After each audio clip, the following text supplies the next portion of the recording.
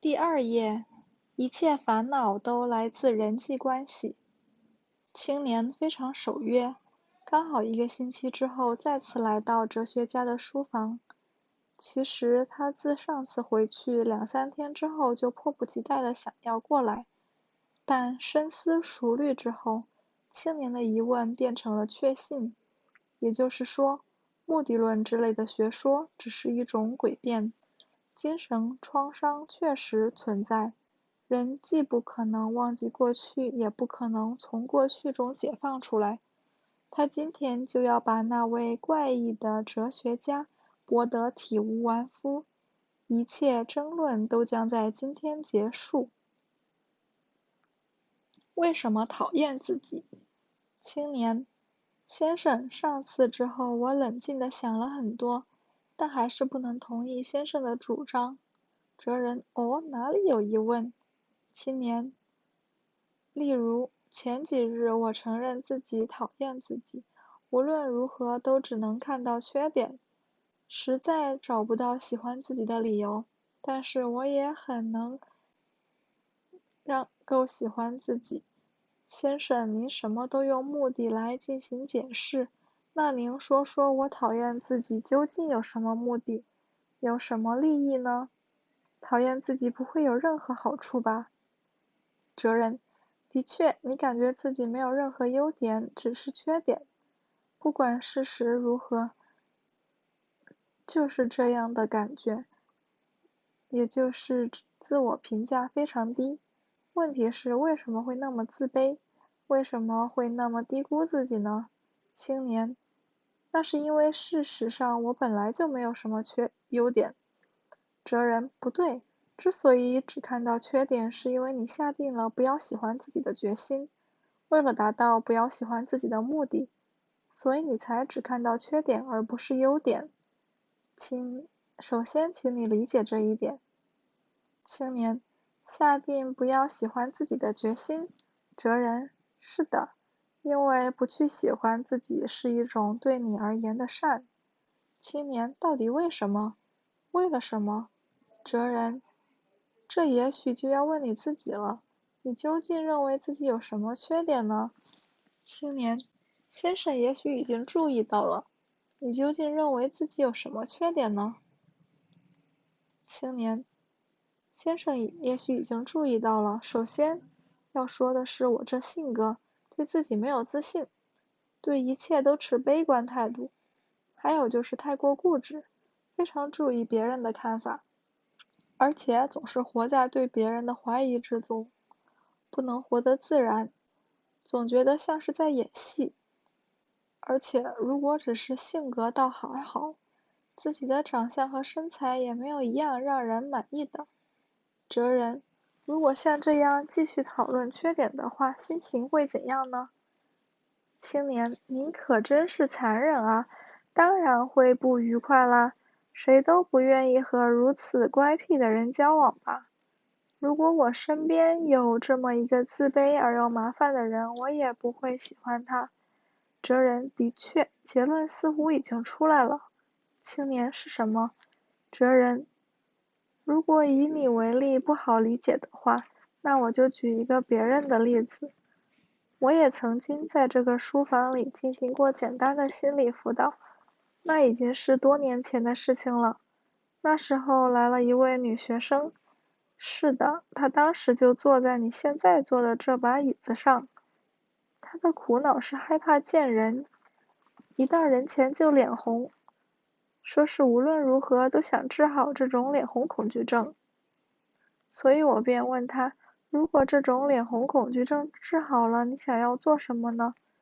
于是她告诉我，说自己有一个想交往的男孩，虽然偷偷喜欢那个男孩，但她还没能表明心意。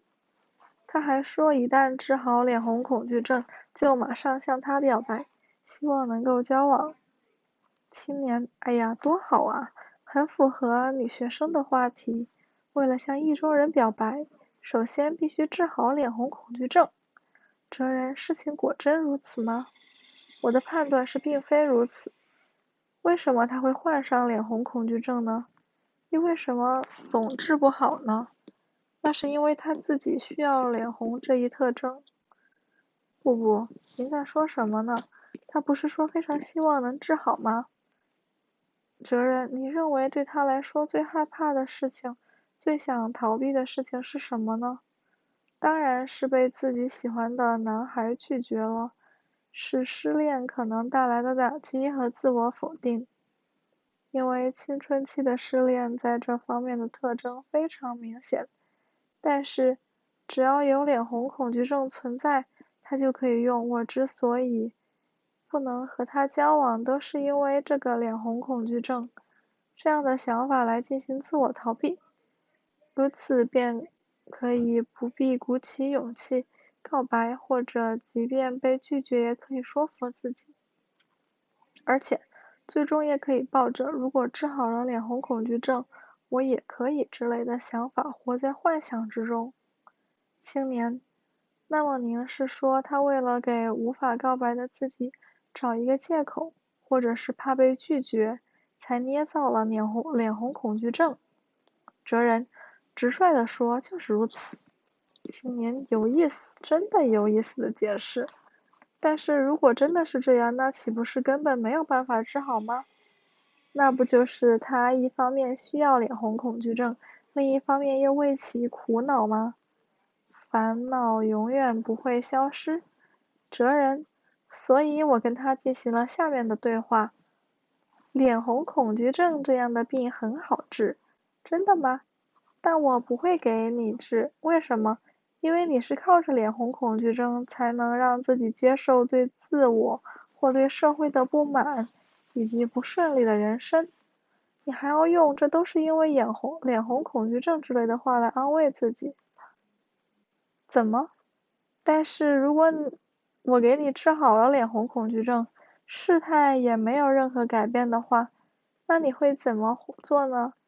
你一定会再次跑来对我说，请让我再患上脸红恐惧症吧。那我可就真的束手无策了。青年，哦，哲人，这种情况不只限于他。考生会想，如果考中的话，人生就会一片光明。办公职员则会想，如果能够改行的话，一切都会顺利发展。但是很多情况下，即使那些愿望实现了，事态也不会有太大的变化。青年，的确，哲人，当有人上门求治脸红恐惧症的时候，心理咨询师绝不可以为其治疗。如果那样做的话，就更难康复了。这就是阿德勒心理学的主张。青年，那么具体怎样做呢？听了病人的烦恼后放置不管吗？哲人，他对自己没有自信，始终抱着如果这样，即使告白也肯定会被拒绝，到时候就会更加没有自信，如此的恐惧心理，所以才会制造出脸红恐惧症这样的问题来。我所有能做的就是首先让其接受现在的自己，不管结果如何，首先让其树立向前迈进的勇气。阿德勒心理学把这叫做鼓励。青年鼓励。哲人，是的，关于其具体的内容，在接下来的辩论中我会进行系统的说明，现在还不到这个阶段。青年，只要您会详细做出说明就好，鼓励这个词我先记下了。那么最后他怎么样了呢？哲人，与朋友一起和那个男孩出去玩，最终那个男孩先向他表白了。当然他再也没有到这个书斋来过，我也不知道他的脸红恐惧症后来如何了，但是我想他大概不再需要了吧。青年，肯定不再需要了。哲人，是的，那么接下来我们根据他的事情来考虑一下你的问题。说到你现在只能看到自己的缺点，根本无法喜欢自己，而且你还说过谁都不愿意跟我这种乖僻的人交往吧？就这些吧，你为什么讨厌自己呢？为什么只盯着缺点就是不肯去喜欢自己呢？那是因为你太害怕被他人讨厌，害怕在人际关系中受伤。青年，那是怎么回事呢？哲人，就像有脸红恐惧症的他害怕被男性拒绝一样，你也很害怕被他人否定，害怕被人轻视或拒绝，害怕心灵受伤。你认为与其陷入那种窘境，倒不如一开始就不与任何人有关联。也就是说，你的目的是避免在与他人的关系中受伤。青年，哲人，那么如何实现这种目的呢？答案很简单，只要变成一个只看自己的缺点、极其厌恶自我，尽量不要涉入人际关系就可以了。如此一来，只要躲在自己的壳里，不与任何人发生关联，而且万一遭到别人的拒绝，还可以以此为理由来安慰自己，心里就会想，因为我有这样的缺点才会遭人拒绝，只要我没有这个缺点，也会很讨人喜欢。青年，哈哈，还真被您一语道破了。哲人，不可以岔开话题。保持满是缺点的，这样的自己对你来说是一种不可替代的善，也是一种友好，也就是说有好处。青年啊，这个恶魔，你简直是一个恶魔。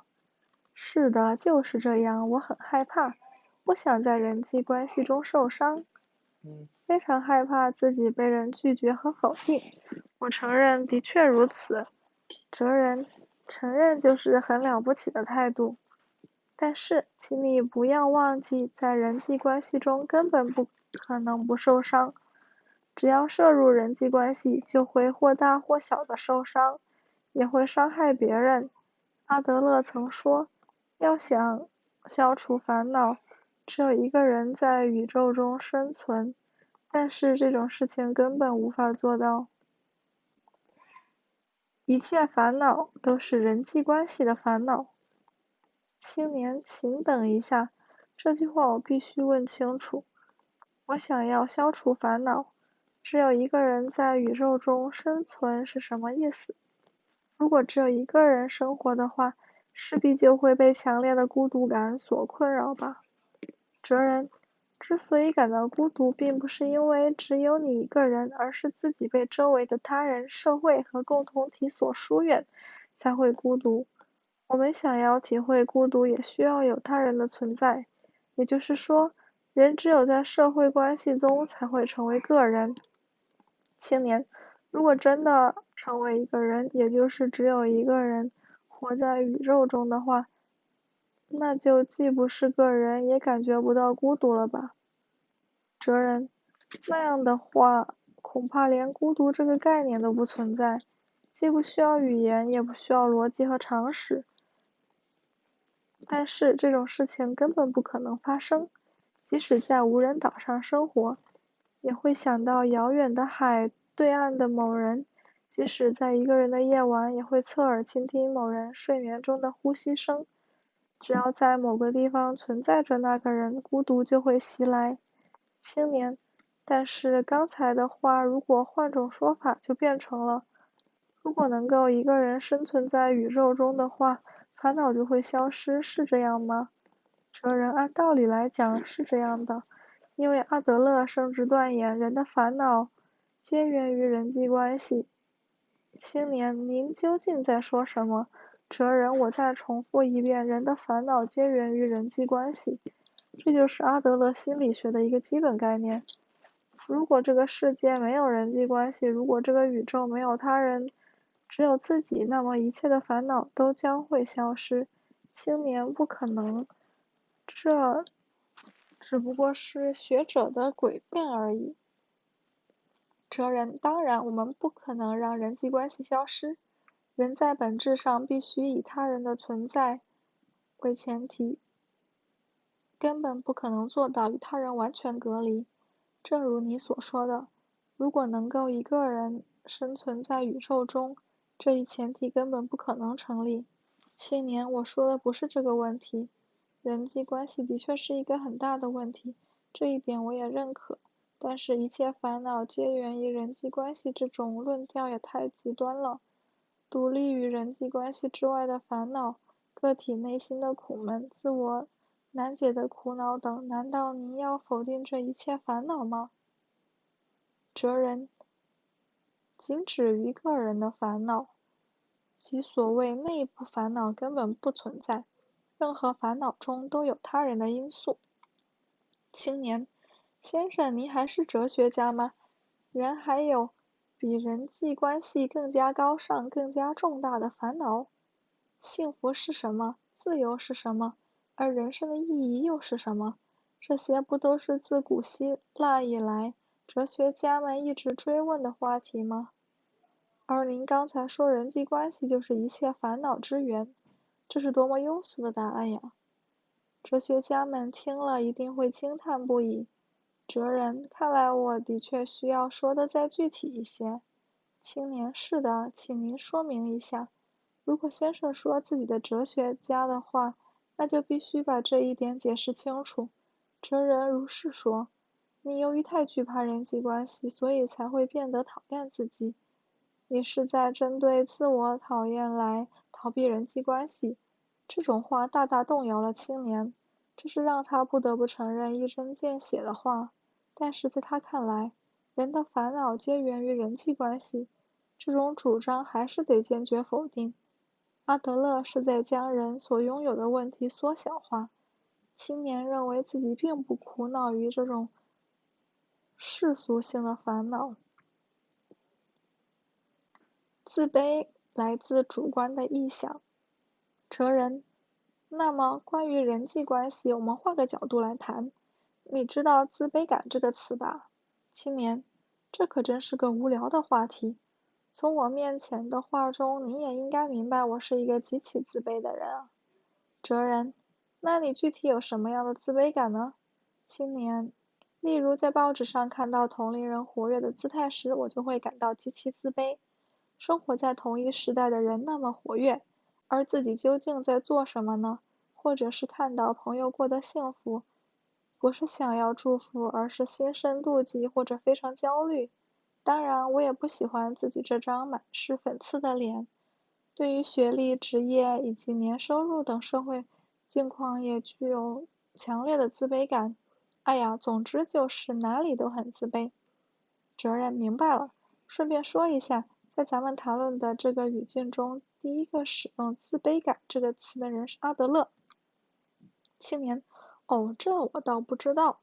哲人，在阿德勒所有的德语中，劣等感的意思就是价值更少的感觉，也就是说，劣等感是一个关于自我评价的词语。青年，价值评判。哲人，是一种自己没有价值或者只有一点价值之类的感觉。青年，啊，如果是那样的感觉的话，我非常明白。我就是那样。我几乎每天都自责地想，自己或许活着的价值都没有。哲人，那么我也说一下我自身的自卑感吧。你刚才见我的时候有什么印象呢？我是指在身体特征方面。青年，这个嘛。哲人，你不必有顾虑，请直率地说出来。青年，说实话，您的身材比我想象中小。哲人，谢谢，我的身高是155厘米。据说阿德勒也是跟我差不多的身高。我曾经直到你这个年龄之前一直苦恼于自己的身高。我心中一直在想，如果我拥有正常的身高，如果再长高20厘米，不，哪怕是再长高10厘米，一切都会不同，就会拥有更愉快的人生。当我把这种想法告诉朋友的时候，他果断地告诉我，这种想法太无聊了。青年，他太厉害了，是个什么样的人呀？哲人，他接着说，长高干什么呢？你可是让人感觉轻松的本事啊。的确，高大强壮的男性本身就会给人一种震慑感，另一方面，矮小的我却能让对方放下警惕心理。看来个子矮小，无论对周围人来说还是对自己来说都有好处呢。这就是价值的转换。现在的我已经不用再为自己的身高而烦恼了。青年，哦，但是那……哲人，请你先听我说完。这里的关键点是，我155厘米的身高并不是劣等性。青年，不是劣等性。哲人，事实上，问题不在于有所欠缺，155厘米的身高只是一个低于平均数的客观测量数字而已，乍看之下也会被认为是劣等性。但是问题在于我如何看待这种身高以及赋予它怎样的价值。青年什么意思？哲人，我对自己的身高的感觉始终还是在与他人的比较，也就是人际关系产生了一种主观的自卑感。如果没有可以比较的他人存在，我也就不会认为自己太矮。你现在也有这种自卑感。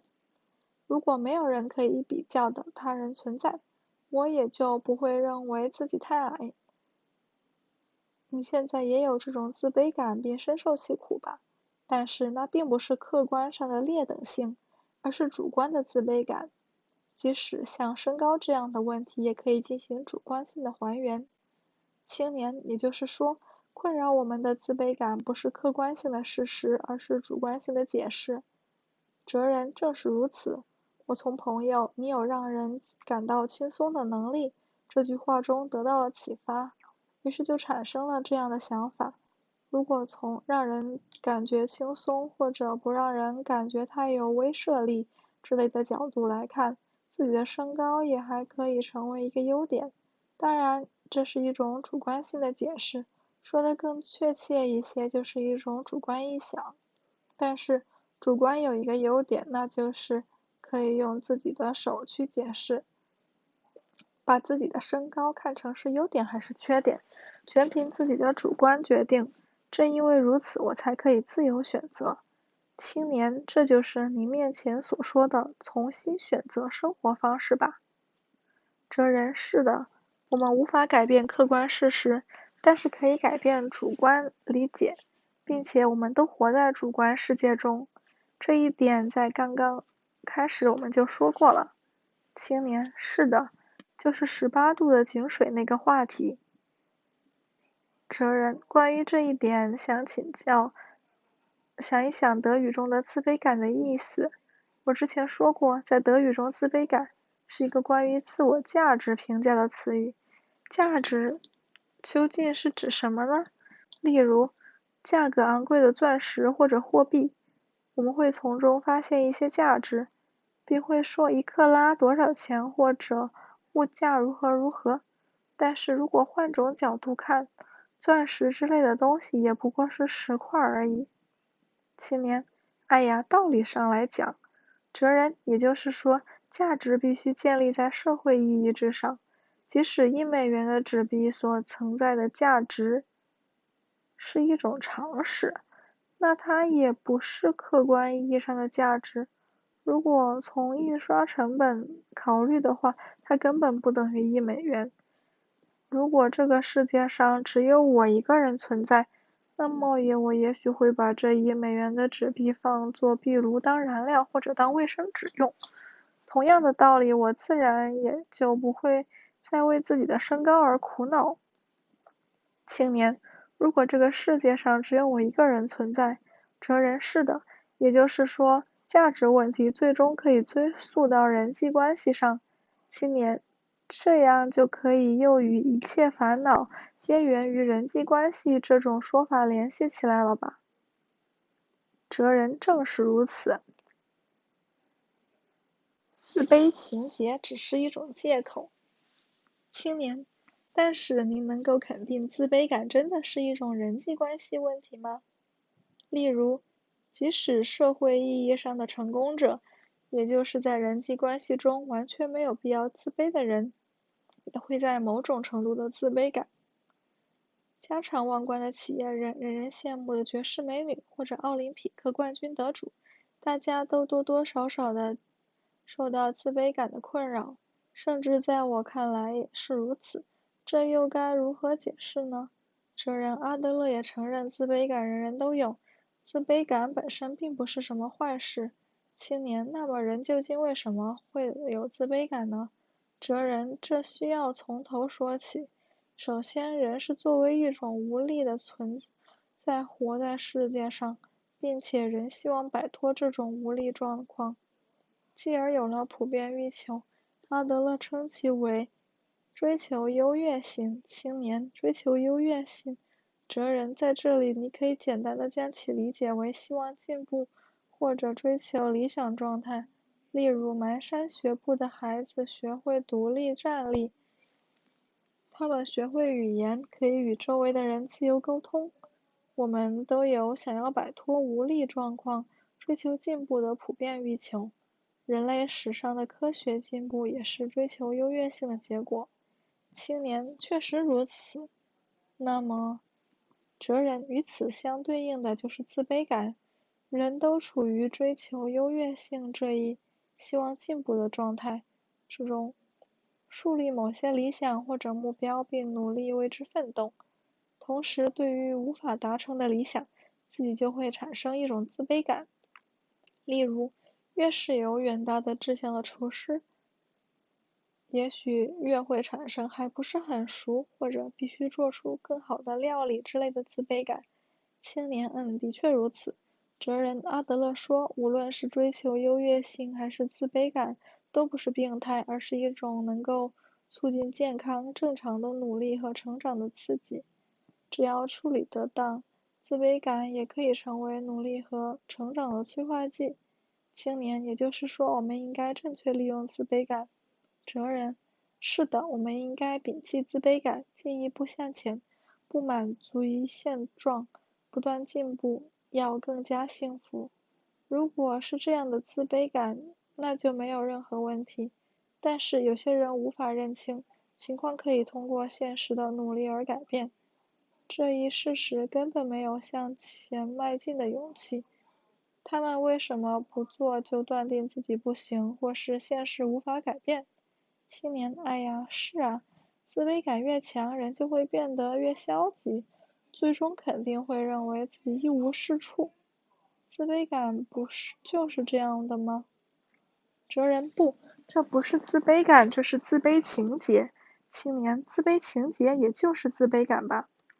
哲人，这一点请注意，目前的自卑情结这个词似乎在使用的时候与自卑感是一样的意思，就像我为自己单眼皮而感到自卑，或者他对自己的学历有自卑感之类的描述中，全部都用自卑情结这个词来表示自卑感。其实这完全是一种误用。自卑情结一词原本表示的是一种复杂而反常的心理状况，跟自卑感没有关系。例如，即使弗洛伊德提出俄狄浦更斯情结，原本也是指一种对同性父母的反常对抗心理。青年，是的，恋母情结或恋父情结中的情结一词确实具有很强的反常感觉。哲人，同样的道理，自卑感和自卑情结这两个词也必须分辨清楚，绝不可以混用。青年，具体有什么不同呢？哲人，自卑感本身并不是坏事，这一点你能够理解吧？就像阿德勒说过的那样，自卑感也可以成为促进努力和进步的契机。